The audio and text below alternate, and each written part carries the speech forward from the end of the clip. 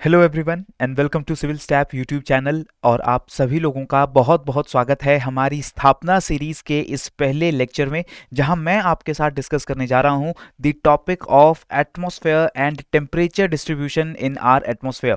Friends, before I start with the today's lecture, let me inform all of you that हमारे YouTube channel के ऊपर अब आपको week में 6 days, right, starting from Monday till Saturday 10 AM को आपको videos available होने वाली हैं, जिन वीडियोस के अंदर हम आपके साथ जितने इंपॉर्टेंट पिलर्स हैं हमारे एग्जाम की प्रिपरेशन के, history, art and culture, polity, economy, geography, environment, science and technology, इन सभी डिफरेंट सब्जेक्ट्स की स्थापना सेशन हम लोग आपके साथ डिस्कस करने वाले हैं। और इन सेशंस का ऑब्जेक्टिव क्या होगा? Objective will be very simple, that all of you aspirants and हमारी जो फैकल्टी है कुछ इंपॉर्टेंट टॉपिक्स के ऊपर अपने डिस्कशन को रखेंगे, कुछ एमसीक्यूज को सॉल्व करेंगे। एमसीक्यूज को सॉल्व करने के लिए किस तरीके की इंफॉर्मेशन हमें रिक्वायर्ड है, जो कि स्टैटिक सब्जेक्ट से हम लोग उठाएंगे, उसके बारे में भी हम लोग डिस्कशन करेंगे। सो अभी से आप सभी लोगों को, अभी तक अगर आपने हमारा चैनल सब्सक्राइब नहीं किया है तो उसको सब्सक्राइब करिए, बेल आइकन को दबाइए, so that whenever we post any video on our channel आपको तुरंत से तुरंत नोटिफिकेशन भी जो है अवेलेबल हो जाए। और ये जो स्थापना के सेशन हम लोग लेने वाले हैं 10 AM every morning Monday to Saturday, इन सेशंस के अंदर बहुत सारे इंपॉर्टेंट टॉपिक्स भी हम लोग कवर कर लेंगे। उन टॉपिक्स की थ्योरी को भी कवर करेंगे और जो हमारे एमसीक्यू सॉल्व करेंगे उससे हमारी एबिलिटी, एमसीक्यू सॉल्विंग स्किल्स जो हैं वो और ज्यादा बेटर होती जाएंगी। तो इस सीरीज के अंदर, स्थापना सीरीज के अंदर, हम आपको आज मंडे के दिन ज्योग्राफी एंड एनवायरनमेंट यानी एटमॉस्फेयर एंड टेम्परेचर से जुड़े हुए टॉपिक का डिस्कशन आप लोगों के साथ करेंगे। तो चलिए सबसे पहले स्टार्ट करते हैं। ब्रीफ सा रिवीजन होगा, what is atmosphere. Basically atmosphere हमारे अर्थ के चारों तरफ गैसेस का एक थिक एनवेलप है, थिक ब्लैंकेट है, which surrounds the entire planet, and this ball of gas is bound to earth by the force of gravity.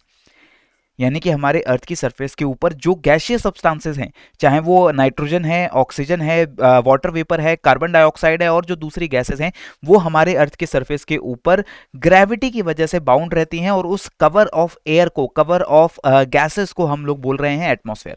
तो एटमॉस्फेयर में अब क्या क्या चीजें हैं, किन चीजों से बनता है एटमॉस्फेयर, वो हमें क्लियर होना चाहिए। So again let us revise. Gases की अगर हम बात कर रहे हैं एटमॉस्फेयर में, nitrogen is the most abundant gas, जो कि आपको 78% अराउंड, जो पूरा एटमॉस्फेयर है हमारा अर्थ का, उसमें 78% बाय वॉल्यूम नाइट्रोजन जो है उसकी मात्रा मौजूद है। इसके बाद ऑक्सीजन, अराउंड 21% ऑक्सीजन की कंपोजिशन है हमारे एटमॉस्फेयर में। And then next gases like argon, third most abundant gas, then carbon dioxide, and then minute traces of other gases like neon, helium, methane, water vapor etc. are found. So the most abundant gas, again हम revise करते हैं, nitrogen है, second most abundant gas is oxygen, and the third most abundant gas is argon। और argon के बाद जो हमारी दूसरी बची हुई गैसेस हैं वो बहुत छोटे छोटे अमाउंट में प्लैनेट के एटमॉस्फेयर के अलग अलग रीजन्स में देखने को मिलती है, right. So only two gases, nitrogen and oxygen, they make up for 99% of our atmosphere. Clear हो गया। इसके साथ एटमॉस्फेयर में जो दूसरी गैसेस बच गई, ट्रेस गैसेस जो बच गई, नाइट्रोजन, ऑक्सीजन, कार्बन डाइऑक्साइड और आपके आर्गन के बाद जो ट्रेस गैसेस हैं, इसमें से सबसे बड़ा जो कंपोजिशन है वो कार्बन डाइऑक्साइड का है। इसके बाद आपका नियॉन इसमें आता है, helium, methane, nitrous oxide and ozone, these other gases make up for the rest of the gaseous atmosphere. But apart from these gases हमें यह भी पता हो कि एरोसोल्स भी हमारे एटमॉस्फेयर में हमें देखने को मिलते हैं। What is aerosol? Aerosol is any tiny solid or liquid particle which is suspended in air, which is suspended in atmosphere. तो एटमॉस्फेयर में गैसेस के अलावा जो सॉलिड या लिक्विड पार्टिकल्स भी आपको देखने को मिलेंगे, those particles collectively are known as aerosols. So atmosphere is mostly made up of gases, but other substances like aerosols are also present in the atmosphere. सबसे पहले हमें यह पता हो। इसके बाद एटमॉस्फेयर का स्ट्रक्चर हम लोगों को रिवाइज करना है। एटमॉस्फेयर का स्ट्रक्चर यानी कि एटमॉस्फेयर को हम अलग अलग पार्ट्स में, अलग अलग लेयर्स में डिवाइड करते हैं on the basis of certain criteria. इसमें से एक क्राइटेरिया हम यूज करते हैं, होमोजेनिटी ऑफ देयर कॉम्पोजिशन, यानी कि जो एटमॉस्फेयर का कॉम्पोजिशन है कितना यूनिफॉर्म है। क्या एटमॉस्फेयर में बहुत ज्यादा वेरिएशन है गैसेस की कॉन्सेंट्रेशन को लेकर के? क्या एटमॉस्फेयर के अंदर कुछ जो एटमॉस्फेयर के लेयर्स हैं उसमें कोई पर्टिकुलर गैस डोमिनेट करती है या दूसरी लेयर्स में कोई दूसरी गैस डोमिनेट करती है? ये जो होमोजेनिटी का एक्सप्रेशन है, इसके बेसिस पे हम एटमॉस्फेयर को दो पार्ट्स में डिवाइड करते हैं, homosphere and heterosphere. What is homosphere? Homosphere it starts from the surface up till an altitude of about 80 kilometres. 80 kilometres का जो ऑल्टीट्यूड है ये हमारा स्ट्रेटोपॉज भी कहलाता है, right. And below the altitude of 80 kilometre जो हमारा एटमॉस्फेयर है, यहां पर आपको यूनिफॉर्म कॉम्पोजिशन ऑफ गैसेस देखने को मिलती हैं, जैसे कि नाइट्रोजन, ऑक्सीजन, आर्गन। ये जो गैसेस हैं मोस्ट अबंडेंट गैसेस हैं हमारे एटमॉस्फेयर में, and they will be seen in almost equal quantities through out the planet, through out the atmosphere. तो एटमॉस्फेयर के बॉटम 80 किलोमीटर्स का हाल हमें पता चला कि गैसेस का कॉम्पोजिशन बहुत यूनिफॉर्म है। क्यों यूनिफॉर्म है? क्योंकि टर्बुलेंट मिक्सिंग होती है ट्रोपोस्फेयर के अंदर, यानी कि लोएस्ट पार्ट ऑफ हमारे एटमॉस्फेयर के अंदर। ये टर्बुलेंट मिक्सिंग यानी air is moving from one place to another, so all the different gases, all the different aerosols which are present in the air, ये सारी गैसेस और एरोसोल्स भी mix हो जाते हैं बहुत अच्छे से। इसकी वजह से होमोस्फेयर में हमें कांस्टेंट कंपोजिशन हर गैस का देखने को मिलता है। आप सरफेस से लेकर 80 किलोमीटर तक की हाइट तक अगर जाएंगे तो एयर का जो कंपोजिशन है, यानी कि कौन सी गैसेस यहां मौजूद हैं, वो लगभग बराबर आपको कंपोजिशन पूरे प्लैनेट पे देखने को मिलता है। लेकिन once you go above 80 kilometres then you enter the heterosphere. Now heterosphere is the part of atmosphere जो 80 किलोमीटर्स के आगे लाई करता है, and it goes and merges into the space. Heterosphere में क्या आपको देखने को मिलेगा कि composition is not uniform, rather stratified.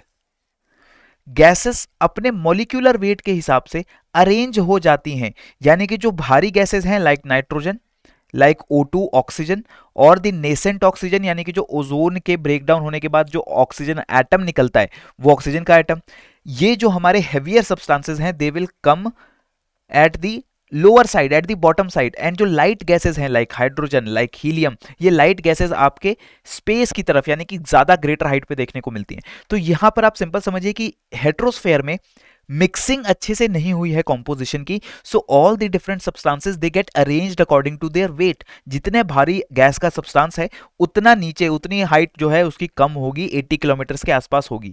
लेकिन जैसे जैसे गैस हल्की होती जाती है, हाइड्रोजन, हीलियम जैसी gases, then this gas become extremely light, और वो आपको हेट्रोस्फेयर के ऊपरी हिस्से में देखने को मिलती है। This is because there is not enough mixing in the heterosphere. जो एयर फ्लो हो रहा है, अगर हवा एक जगह से दूसरी जगह ब्लो भी कर रही है हेट्रोस्फेयर में, then it is only blowing horizontally, not vertically. Vertical mixing नहीं है एयर की, इसीलिए हल्की गैसेस ऊपर चली गई हैं, भारी गैसेस नीचे आ गई हैं। वर्टिकल मिक्सिंग एयर की नहीं हो पा रही है, वर्टिकल मिक्सिंग हो रही थी आपके हेट्रोस्फेयर के अंदर, राइट। सो ये चीज आपको ध्यान रखनी है।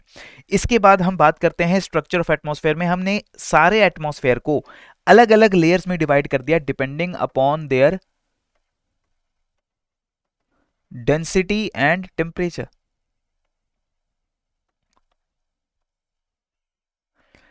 एटमॉस्फेयर को अभी हमने देखा on the basis of their composition हम दो पार्ट्स में डिवाइड कर सकते हैं, होमोस्फेयर, हेट्रोस्फेयर। होमोस्फेयर कहां तक है? सरफेस से लेके अबाउट 80 किलोमीटर, रफली 80 किलोमीटर, उसके ऊपर आपके हेट्रोस्फेयर आ जाती है। लेकिन ये जो आपका क्राइटेरिया है, this is only for the composition. अगर मैं एटमॉस्फेयर में टेम्परेचर चेंज के हिसाब से या डेंसिटी चेंज के हिसाब से एटमॉस्फेयर को अलग अलग लेयर्स में डिवाइड करूं, then these layers will be troposphere, stratosphere, mesosphere, thermosphere, exosphere, right. ये सारी लेयर्स का ऑर्डर आपको याद होना चाहिए। ट्रस्ट मी इन एग्जाम, यानी कि इसका मतलब क्या हुआ? ट्रोपोस्फेयर, स्ट्रेटोस्फेयर, मेसोस्फेयर, एक्सोस्फेयर और आपका thermosphere in the exam. This is your thermosphere, so trust me in the exam.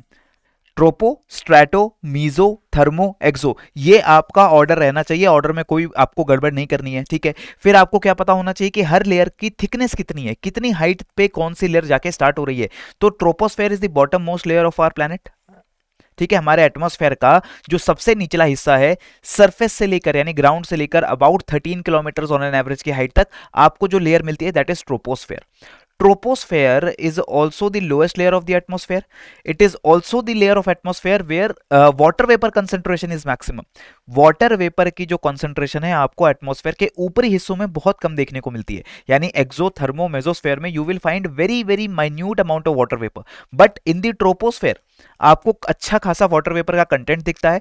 Actually atmosphere में जितना वाटर वेपर है उसका 90% से ज्यादा वाटर वेपर ट्रोपोस्फेयर के अंदर ही आपको देखने को मिलता है। सो ट्रोपोस्फेयर ये आपके होमोस्फेयर का पार्ट है, यानी कि इसमें होमोजेनस कॉम्पोजिशन है। अमेरिका के ट्रोपोस्फेयर, इंडिया के ट्रोपोस्फेयर, चाइना के ट्रोपोस्फेयर, वहां पर जो गैसेस हैं उनका लगभग कॉम्पोजिशन सेम रहने वाला है, नाइट्रोजन, ऑक्सीजन और उसके बाद आर्गन, कार्बन डाइऑक्साइड, राइट। लेकिन जो ट्रोपोस्फेयर के ऊपर हम लेयर्स में जाते हैं तो यहां पर गैसेस जो है वो हमारी स्ट्रेटिफाइड होने लगेंगी।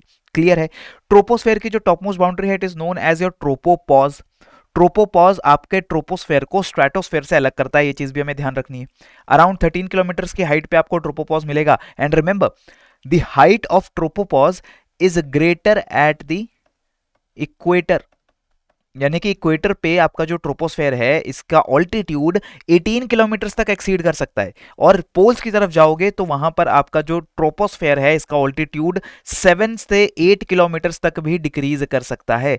यानी कि the troposphere is much bigger, is much thicker in the equatorial region but not in the polar region. इसका सिंपल कारण है कि ट्रोपोस्फेयर में वर्टिकल एयर करंट्स होने चाहिए, यानी कि हवा का वर्टिकल मूवमेंट भी हो रहा है, and this vertical movement is responsible for the mixing of different gases in the troposphere also. Clear है। ट्रोपोस्फेयर के बाद आता है स्ट्रेटोस्फेयर, जहां पर हमारी ओजोन गैस है। ओजोन गैस की अगर हम बात करें तो अल्ट्रावायलेट रेडिएशंस को एब्जॉर्ब करने का काम ओजोन गैस कर रही है, और ओजोन हमारी लाइफ पे, हमारी प्लेनेट पे जो लाइफ है उस लाइफ को सस्टेन करने के लिए बहुत ज्यादा इंपॉर्टेंट रोल को प्ले करती है। क्लियर। फर्दर आप we go to the mesosphere. Mesosphere की बात करें तो ये एटमॉस्फेयर की कोल्डेस्ट लेयर है। ठीक है। एटमॉस्फेयर में टेम्परेचर किस तरीके से चेंज हो रहा है उसको भी हम थोड़ा सा आगे देखेंगे, लेकिन अभी मैं आपको बता रहा हूं that mesosphere is the coldest layer of our atmosphere. Clear. Mesosphere it starts from a height of about 50 kilometre and goes up to about 80 kilometre. ठीक है। तो हमारा ट्रोपोस्फेयर, हमारा stratosphere and mesosphere, these 3 layers they are part of homosphere. Homosphere का मतलब क्या? Homogeneous composition of different gases. These 3 bottom layers, यहां पर आपको होमोजेनस कॉम्पोजिशन लगभग देखने को मिलती है। लेकिन फिर जब आप अपना ऑल्टीट्यूड इंक्रीज करके 80 किलोमीटर से भी ऊपर जा रहे हो, then you find your thermosphere. Thermosphere it extends up to about 700 kilometres. 700 kilometre के बाद आपका एक्सोस्फेयर स्टार्ट होगा। थर्मोस्फेयर जो है इस लेयर में गैसेस की डेंसिटी अब बहुत कम हो चुकी है, और यहां पर जो हेवियर गैसेस हैं like oxygen, like nitrogen, like carbon dioxide, ये गैसेस नीचे आकर के बिल्कुल बॉटम ऑफ द ट्रोपोस्फेयर में सेटल हो जाती हैं। और अब जैसे जैसे आप ऑल्टीट्यूड इंक्रीज करोगे you will find lighter and lighter gases. Clear. And this thermosphere, यहां पर आपका टेम्परेचर भी बहुत तेजी से इंक्रीज होता है, क्योंकि यहां पर सनलाइट जो है डायरेक्टली हमारे एटमॉस्फेयर को टच कर रही है। And this thermosphere it extends up to about 700 kilometre and then comes your exosphere, the outer most part of the atmosphere. और ये एक्सोस्फेयर में जो गैसेस की डेंसिटी है, गैसेस का जो प्रेशर है वो बहुत ज्यादा कम है, और धीरे धीरे स्पेस में जाकर फुल वैक्यूम जैसी जो सिचुएशन है वो क्रिएट हो जाती है एक्सोस्फेयर के अंदर, राइट। सो ये पूरा ऑर्डर आपको याद होना चाहिए। हर लेयर की कुछ खास बातें हैं वो याद होना चाहिए। ट्रोपोस्फेयर क्या है? बॉटम मोस्ट लेयर है। सारे वेदर फिनोमिना आपको ट्रोपोस्फेयर में ज्यादातर देखने को मिलते हैं। क्लाउड फॉर्मेशन ट्रोपोस्फेयर में होगा, थंडर स्टॉर्म्स जो आते हैं वो भी ट्रोपोस्फेयर के अंदर होगा। जेट स्ट्रीम्स जो ब्लो करती हैं, jet streams they also blow at the boundary between troposphere and stratosphere, यानी कि अपर ट्रोपोस्फेयर में जेट स्ट्रीम्स ब्लो करती हैं। So this is a very important part of our planet. इसके बाद स्ट्रेटोस्फेयर ओजोन लेयर की वजह से बहुत ज्यादा इंपॉर्टेंट है। इसके साथ यहां पर स्ट्रेटोस्फेयर में वाटर वेपर का कंटेंट काफी कम हो चुका है, और फर्दर ऊपर गए 50 किलोमीटर को क्रॉस किया तब हमें मेसोस्फेयर मिली। यहां पर टेम्परेचर फिर से जो है कम होना स्टार्ट होगा, और कोल्डेस्ट टेम्परेचर हमारे एटमॉस्फेयर के हमें देखने को मिलेंगे इन दी मेसोस्फेयर लेयर। और मेसोस्फेयर लेयर के ऊपर आपका थर्मोस्फेयर और एक्सोस्फेयर स्टार्ट होता है, जहां पर आपके गैसेस की डेंसिटी बहुत कम हो गई है। इसीलिए इंटरनेशनल स्पेस स्टेशन जैसे जो हमारे सैटेलाइट्स हैं और दूसरे स्पेस शटल्स हैं वो ऑर्बिट करते हैं around earth in the thermosphere reason. Clear. Aurora की जो फॉर्मेशन होती है ये भी आपके थर्मो और एक्सोस्फेयर के अंदर होती है, जो आपके लाइट गैसेस यानी हाइड्रोजन, हीलियम जैसे गैसेस के जो मॉलिक्यूल्स हैं they get excited by the sunlight coming from the sun, and energy को एब्जॉर्ब करके ये जितने भी आयंस हैं, जो इतने भी मॉलिक्यूल्स हैं, वो लाइट एमिट करते हैं, जो हमें पोलर एरियाज में एज अ पोलर लाइट देखने को मिलती है। Clear. So this is the general idea about all the different layers in our atmosphere. तो हम क्वेश्चंस को कुछ सॉल्व करते हैं। वेरी सिंपल क्वेश्चन से स्टार्टिंग होगी। The correct sequence of different layers of the atmosphere from the surface of the earth upwards is, यानी कि हमें यहां पर ऑर्डर बताना है, और ऑर्डर को एक बार हम फिर से रिवाइज कर लेते हैं। ट्रोपोस्फेयर के ऊपर स्ट्रेटोस्फेयर, के ऊपर meso, and then above meso you will find your thermosphere, and thermosphere it goes on and merges into exosphere, जो कि बाहर जाके स्पेस में मर्ज करता है. तो if we are talking about the order, troposphere should be at the bottom place. तो हमारे दो ऑप्शंस जो हैं ऑलरेडी एलिमिनेट हो गए हैं. इसके बाद हम देख रहे हैं यहां पर स्ट्रेटोस्फेयर मेसोस्फेयर के अलावा आयोनोस्फेयर की बात की गई है. What is ionosphere? Ionosphere is that part of our atmosphere जो सन से आने वाली एनर्जी को एब्जॉर्ब करके एक्साइटेड हो गया है, यानी आयोनाइज्ड हो गया है. अगर आप फिजिक्स या केमिस्ट्री के टर्मिनोलॉजी से वाकिफ हैं, अगर आपको पता है तब तो बहुत अच्छी बात है. If you don't know this तो मैं आपको जनरल सा आइडिया दे देता हूं कि एटमॉस्फेयर के टॉप मोस्ट जो रीजन्स हैं जहां पर हाइड्रोजन, हीलियम, ऑक्सीजन, नाइट्रोजन जैसी गैसेस बहुत ही कम डेंसिटी में मौजूद हैं, जब वहां सोलर लाइट आती है तो ये नाइट्रोजन, ऑक्सीजन और हाइड्रोजन, हीलियम के मॉलिक्यूल्स सनलाइट से एनर्जी को एब्जॉर्ब करके एक्साइटेड हो जाते हैं, यानी कि एनर्जी को एब्जॉर्ब कर लेते हैं और अपना एनर्जी लेवल बढ़ा लेते हैं. और एनर्जी लेवल बढ़ने की वजह से ये सारी गैसेस, आयंस पोलर एरियाज में इकट्ठे होते हैं क्योंकि वहां मैग्नेटिक फील्ड स्ट्रांग है, और वहां पर जाके उस एनर्जी को रिलीज करते हैं इन फॉर्म ऑफ लाइट. और वही लाइट हम लोग जो सरफेस पे देखते हैं हमें लगता है पोलर लाइट्स हैं. ऑरोरा ऑस्ट्रालिस या ऑरोरा बोरियालिस नाम की नॉर्थ और साउथ की हमारी पोलर लाइट्स हैं, वो इस फिनोमिना से ही जन्म लेती हैं. तो ये जो स्फीयर है जहां पर ये सारे चार्ज पार्टिकल्स आपको देखने को मिलेंगे, that is your ionosphere, right. So ionosphere is the region where your polar lights are formed. इसी के साथ ionosphere is the region which is also very very helpful for radio communication on planet, क्योंकि ionosphere के अंदर आपके बहुत सारी gases के आयंस हैं जो रेडियो वेव्स को वापस रिफ्लेक्ट बैक करने का काम करते हैं. इसके बारे में अभी आगे जाके थोड़ा सा और बात भी हम लोग करेंगे. लेकिन ये आयोनोस्फेयर अभी तक हमने देखी नहीं. हमने जिन लेयर्स की यहाँ पर बात की है, no ionosphere we discussed, but ionosphere जो लेयर है वो कहाँ एग्जिस्ट करती है? एग्जिस्ट करती है थर्मोस्फेयर के और एक्सोस्फेयर के अंदर, राइट. एंड आयोनोस्फेयर की कोई बेसिक थिकनेस नहीं है, कोई परमानेंट फिक्स्ड थिकनेस नहीं है. सन से आने वाली एनर्जी के बेसिस पे जो आयोनोस्फेयर है इसकी विड्थ भी चेंज होती रहती है. डे टाइम में आयोनोस्फेयर का जो एरिया है वो काफी बड़ा होगा. थर्मोस्फेयर और एक्सोस्फेयर के पूरे जो लेयर्स हैं वहां पे आयंस एक्साइट हो जाएंगे सनलाइट को एब्जॉर्ब करके. But during the night time, रात के समय जब सन नहीं होगा, तब ये जो आयोनोस्फेयर है वो सिकुड़ के छोटी हो जाती है और अब आपके जो गैसियस मॉलिक्यूल्स हैं उनको एनर्जी देने के लिए सनलाइट अवेलेबल नहीं हो रही है. So that region of thermosphere और एक्सोस्फेयर जिसमें आयंस की फॉर्मेशन होती है सनलाइट को एब्जॉर्ब करके, उसको हम आयोनोस्फेयर बोल रहे हैं. And this ionosphere will be existing above your mesosphere.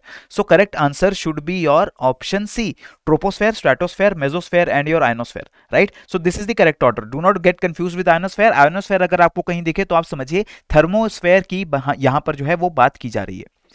Next अब क्वेश्चन नंबर 2 देखते हैं. Which one of the following layers of the atmosphere is the coldest? सबसे ठंडी लेयर हमारे एटमॉस्फेयर की कौन सी है? और ये मैं आपको बता चुका हूं, mesosphere is the coldest layer in our atmosphere. और मेसोस्फेयर के साथ साथ हम यहां पे एटमॉस्फेयर में होने वाले टेम्परेचर चेंज को भी रिवाइज कर लेते हैं. सबसे पहली लेयर है हमारी ट्रोपोस्फेयर. ट्रोपोस्फेयर में as you go up in height the temperature in जो है वो डिक्रीज करता है. If we go up in height in troposphere, यानी कि पहले 10 kilometre, 12 kilometre, 15 kilometre which is the height of your troposphere. Troposphere के लेयर के अंदर अगर आप अपनी हाइट इंक्रीज करोगे आपको टेम्परेचर डिक्रीज होता हुआ दिखेगा. And this decrease is at a rate of 6.5 degree Celsius पर 1000 मीटर. यानी 1 किलोमीटर अपना हाइट इंक्रीज करने पर आपका जो टेम्परेचर है सराउंडिंग एटमॉस्फेयर का वो 6.5 डिग्री सेल्सियस कम हो जाएगा. This is true for your troposphere, bottom most layer. आप देखिए जैसे जैसे ट्रोपोस्फेयर में हाइट इंक्रीज हो रही है टेम्परेचर बहुत तेजी से कम हो रहा है. लेकिन फिर जब हम ट्रोपोपॉज को क्रॉस करके स्ट्रेटोस्फेयर में आते हैं, tropopause is the boundary between these two layers, and when we enter into the stratosphere, now the temperature starts slowly increasing as we go up in height. अगर आप हाइट में ऊपर जा रहे हैं तो आपका जो टेम्परेचर है एटमॉस्फेयर का वो टेम्परेचर बिल्कुल कम होने इंक्रीज होने लगता है. And this temperature increase is because of ozone layer. Because ozone layer आपके यूवी रेज को एब्जॉर्ब करती है. यूवी रेज को एब्जॉर्ब करने के बाद it डिसइंटीग्रेट्स into oxygen molecule, O2 molecule and one nascent oxygen, right. और यही नेसेंट ऑक्सीजन दोबारा O2 के साथ कंबाइन करके O3 बनाती है और ये साइकिल हमारे स्ट्रेटोस्फेयर के अंदर चलता रहता है. And this is the natural process through which the ozone layer is maintained. Clear? Now, if the ozone layer is absorbing UV rays, obviously the temperature of these molecules will increase, and therefore as we go up in height in stratosphere, the temperature starts again to increase. आप देखेंगे stratosphere के bottom हिस्से में temperature बहुत तेजी से increase नहीं कर रहा है, लेकिन जब आप ऊपर जाते हैं तो बहुत तेजी से टेम्परेचर इंक्रीज करता है, because the concentration of ozone is much more in the northern much more in the upper section of the atmosphere, right? फिर आता है हमारा स्ट्रेटोपॉज, बाउंड्री ऑफ स्ट्रेटोस्फेयर, इसके ऊपर आपका मेसोस्फेयर स्टार्ट होता है। बहुत तेजी से जो टेम्परेचर है अब गिरना स्टार्ट होगा, क्योंकि यहाँ पे कोई ओजोन लेयर नहीं है गैसेस यूवी रेज को एब्जॉर्ब करने के लिए, और जो गैसेस यहाँ पर मौजूद हैं उनकी डेंसिटी बहुत कम हो चुकी है, and now the temperature is declining very very fast. Therefore the top of mesosphere is becoming the coldest part of the atmosphere, क्योंकि मेसोस्फेयर का जो बाउंड्री है मेसोपॉज, वहां तक आते आते टेम्परेचर जो है आपका -80, -100, -120 डिग्री सेल्सियस तक डिक्रीज कर सकता है, एंड ये हमारे एटमॉस्फेयर में रिकॉर्ड किया जा सकने वाला सबसे ठंडा टेम्परेचर होगा। इसके बाद जब हम मेसोपॉज को क्रॉस करके थर्मोस्फेयर में आ रहे हैं, थर्मोस्फेयर में आने के बाद the temperature starts increasing very rapidly, because the sun's lights, the sun's energy, all the radiation coming from the sun is directly impacting this part of our atmosphere. लेकिन इस पार्ट में जो आपका एटमॉस्फेरिक प्रेशर है वो बहुत कम है, यानी कि जो आपके गैसेस के मॉलिक्यूल्स हैं वो बहुत कम मात्रा में मौजूद हैं, और इस वजह से जो टेम्परेचर है एटमॉस्फेयर का हमें ज्यादा फील नहीं होगा, क्योंकि हमारे आसपास जो गैस है वो बहुत कम है, और हमें टेम्परेचर फील करवाने के लिए आसपास कोई गर्म चीज होनी चाहिए। And if you go into thermosphere you will not be able to sense the temperature. Why? Because the gases around you they are not present in a very great quantity, very few molecules are located in this reason.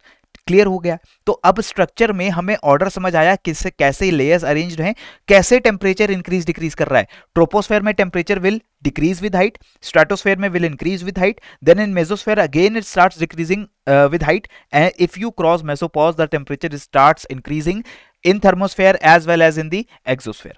तो चलिए इस तरीके से हमें पता चल गया कि कोल्डेस्ट जो हमारा पार्ट है वो मेसोस्फेयर है। नेक्स्ट क्वेश्चन को भी आंसर करने की कोशिश करते हैं, क्या हम अभी तक की इंफॉर्मेशन से आंसर कर सकते हैं। A layer in the earth's atmosphere called ionosphere facilitates radio communication. Why? I have told you कि रेडियो कम्युनिकेशन को पॉसिबल करने के लिए आयोनोस्फेयर का एक बहुत इंपॉर्टेंट रोल है, पर वो रोल क्या है, वो रोल भी हम लोगों को जो है पता होना चाहिए। That presence of ozone causes the reflection of radio waves to earth. First statement हमें बोल रही है कि ओजोन की प्रेजेंस है हमारे आयोनोस्फेयर में, and that is why the radio waves they are able to be reflected back to earth. Now we all know that ozone is not dominant in ionosphere but in stratosphere, और stratosphere के अंदर आपकी ozone की सबसे ज्यादा concentration है। Ionosphere में हम जब जाते हैं तो वहां पे ओजोन की कंसंट्रेशन उतनी ज्यादा नहीं है।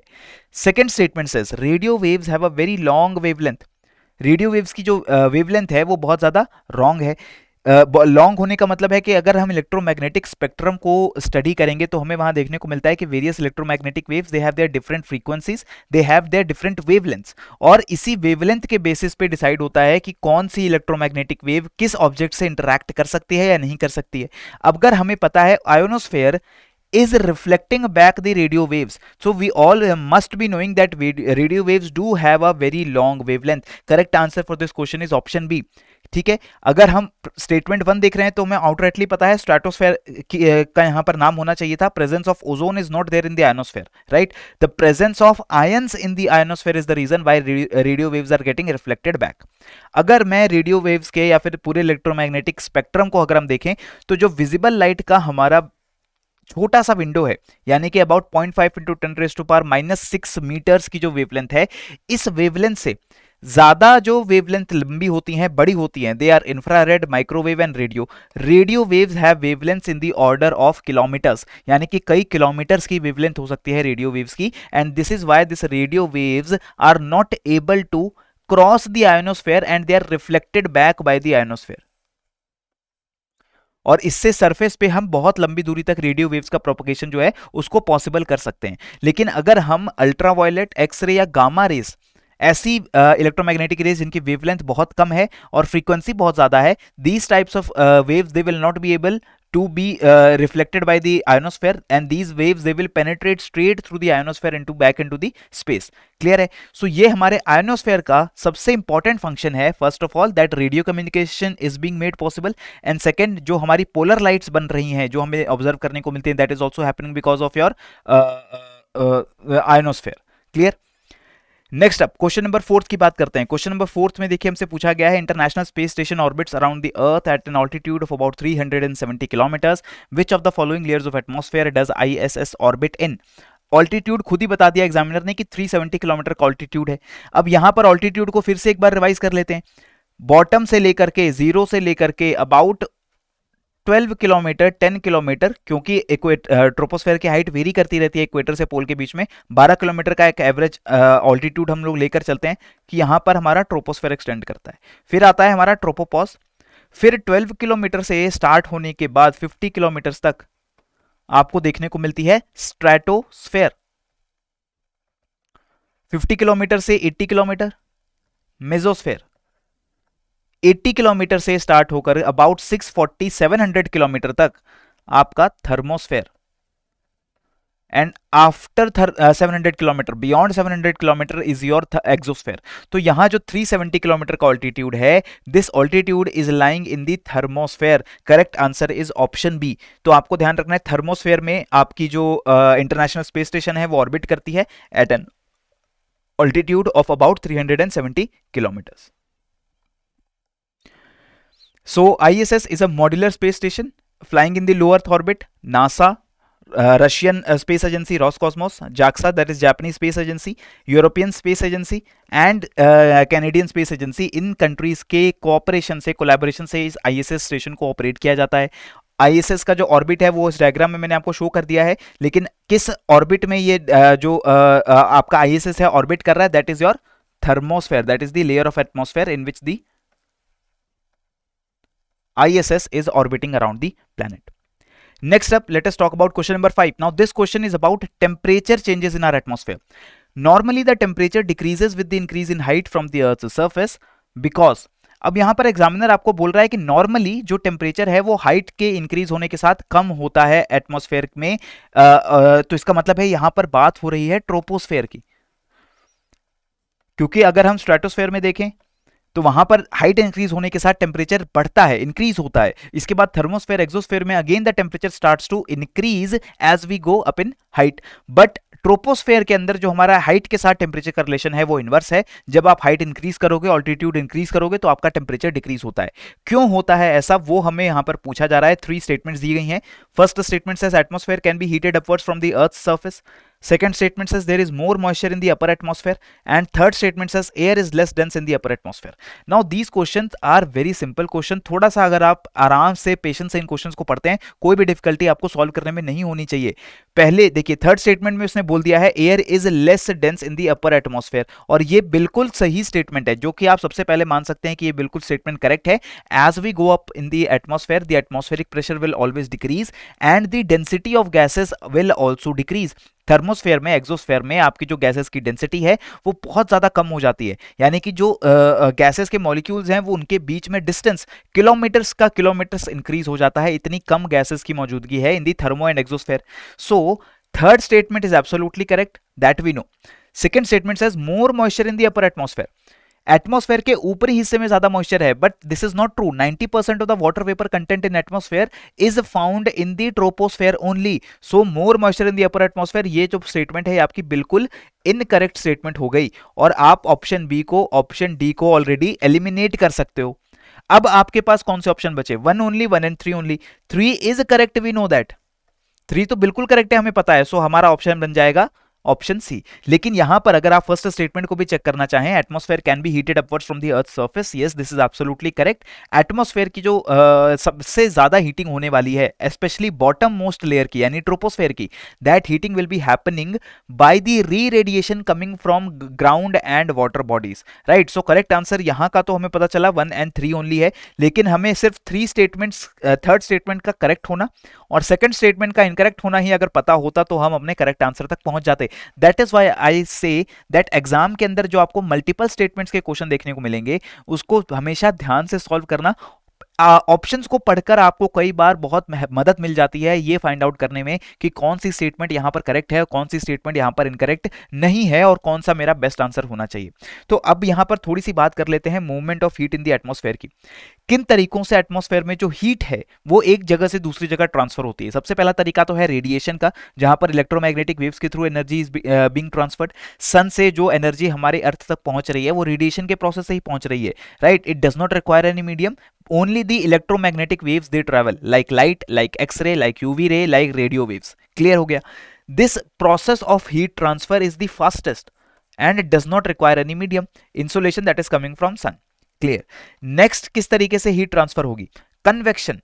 कन्वेक्शन यानी कि एयर का पार्सल जो है खुद अपना टेम्परेचर इंक्रीज करके एक जगह से दूसरी जगह मूव कर जाए, उसको हम बोलते हैं कन्वेक्शन।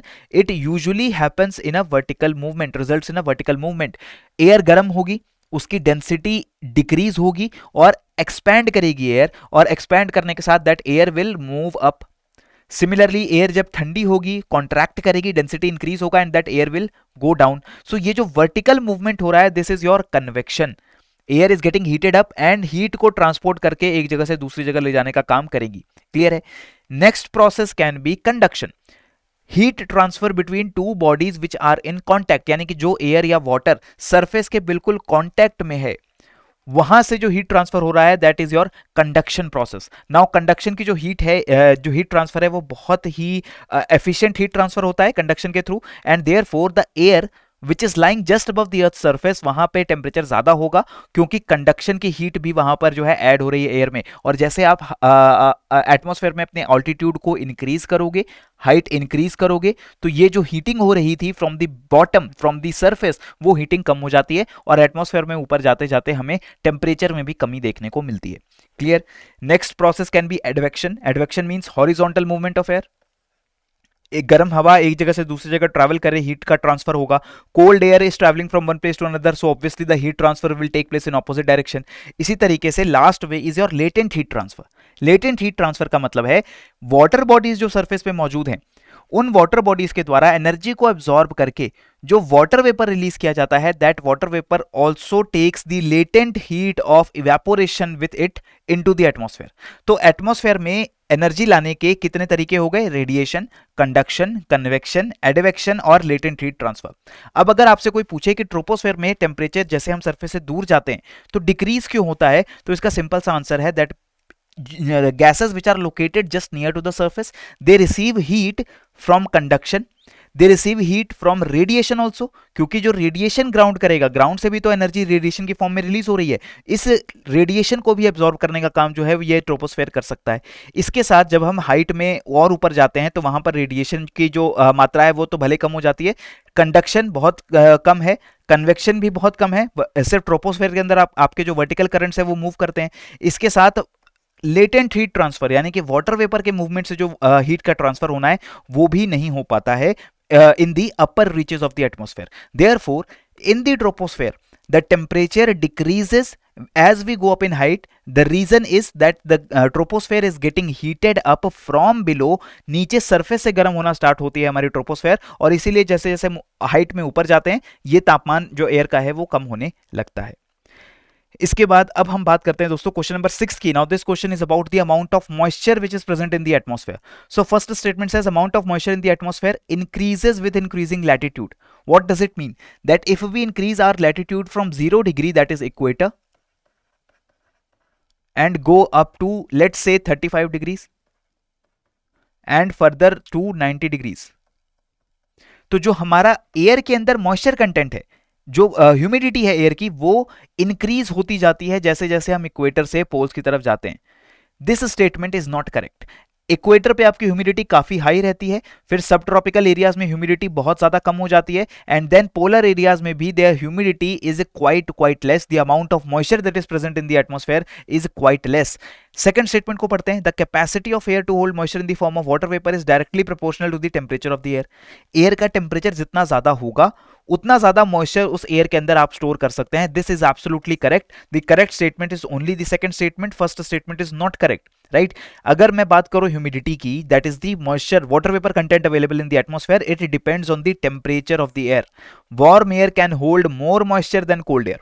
ये आपको हमेशा ध्यान रखना है। अगर हवा गर्म होगी तो ज्यादा मॉइस्चर को एब्जॉर्ब करके होल्ड करके रख सकती है, और ठंडी हवा उतना ज्यादा मॉइस्चर को होल्ड करके नहीं रख सकती है। So the air which is holding the maximum amount of water that it can hold at that temperature, this air is also known as saturated air। यानी जिस एयर का टेम्परेचर के हिसाब से जितना मॉइस्चर उसमें जा सकता था वो डाल दिया गया है, और एक्स्ट्रा मॉइस्चर उस एयर में नहीं डाल सकते। अगर डालना है तो एयर का टेम्परेचर इंक्रीज करना पड़ेगा। उस टेम्परेचर को हम बोलते हैं, उस पॉइंट पे हम बोलते हैं कि एयर जो है वो सैचुरेट हो गई है एयर के अंदर, और हम वाटर वेपर नहीं डाल सकते। अब अगर हम लैटिट्यूड के साथ टेम्परेचर वेरिएशन को देखें तो हमें सारी पिक्चर क्लियर हो जाती है। In the month of July as well as in the month of Jan, these are the 2 months when the winter season is in northern hemisphere and one time in southern hemisphere. Jan में आपका northern hemisphere में winters हैं, so you can see the temperatures are greater near the equator, and as you go towards the poles जो आपका colder temperature है वो dominate करता है। Same for the month of July also. इसके कारण जो ह्यूमिडिटी है, एयर के अंदर जो मॉइस्चर कंटेंट हो सकता है, वो पोलर एरियाज में हमेशा थोड़ा कम होगा as compare to the equatorial areas, because of the differences in their temperature. So friends, इसी के साथ हमारा ये स्थापना का सेशन हम यहाँ पर कंक्लूड करते हैं, और मुझे उम्मीद है कि इन स्थापना सेशंस में आप लोग सभी बढ़ चढ़कर हिस्सा लेने वाले हैं, क्योंकि हम आज से हर वीक, हर दिन एक्सेप्ट फॉर संडे आपको इसी तरीके की स्थापना वीडियोस प्रोवाइड करेंगे, जिसमें कोई टॉपिक जो इंपॉर्टेंट टॉपिक है, कंसेप्चुअल टॉपिक हो सकता है, करंट अफेयर्स का टॉपिक हो सकता है, लेकिन एग्जाम के लिए आपके जो इंपॉर्टेंट टॉपिक हो सकता है उसके ऊपर थोड़ी डिस्कशन करेंगे, कुछ एमसीक्यूज को सॉल्व करेंगे, जिससे हमें पता चले किस तरीके के क्वेश्चंस आ सकते हैं हमें हमारे एग्जाम के अंदर फ्रॉम दीज पर्टिकुलर टॉपिक्स। तो पढ़ते रहिए, बढ़ते रहिए, keep on learning, keep on growing, and जय हिंद।